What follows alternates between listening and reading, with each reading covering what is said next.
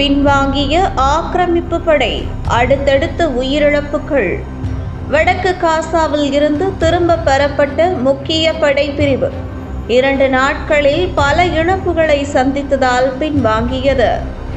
460 நாட்களுக்கும் மேலாக காசா மீது கொடுமையான தாக்குதல்களை நடத்தியும் இன்னும் முழுமையாக அப்பகுதியை ஆக்கிரமிப்பு இராணுவத்தால் கட்டுக்குள் கொண்டு வர முடியவில்லை.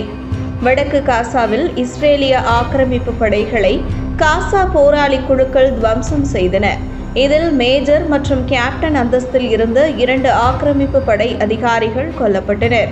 மேலும் 4 பேர் படுகாயம் அடைந்தனர். இந்த தகவலை ஜனவரி 7ஆம் தேதி இஸ்ரேல் வெளியிட்டது.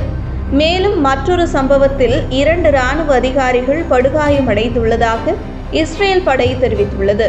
அவர்கள் உடனடியாக இஸ்ரேல் மருத்துவமனைகளுக்கு கொண்டு செல்லப்பட்டுள்ளனர். இந்த நிலையில் இஸ்ரேல் இராணுவம் வெளியிட்டுள்ள புதிய தகவலில் தங்கள் தரப்பில் மேலும் ஒரு வீரர் கொல்லப்பட்டதாக ஜனவரி 7ஆம் தேதி அறிவிக்கப்பட்டுள்ளது. இந்த நிலையில் பெய்ட் லஹியா, பெய்ட் ஹானூன் பகுதிகளில் கடந்த 64 நாட்களாக இனப்படுகொலை நடத்தி வந்த கிபிர் என்ற இஸ்ரேலின் படைப்பிரிவு அங்கிருந்து பின்வாங்கப்படுவதாக அறிவிக்கப்பட்டுள்ளது. அவர்கள் ஓய்விற்கு பிறகு திரும்புவார்கள் என கூறப்பட்டுள்ளது.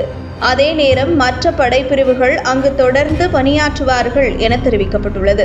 இஸ்ரேலின் பல படைப்பிரிவுகள் தொடர்ந்து சண்டை செய்ய முடியாமல் பின்வாங்குவதும் பிறகு புதிய பிரிவுகள் அனுப்பப்படுவதும் வாடிக்கையாகி வருகிறது.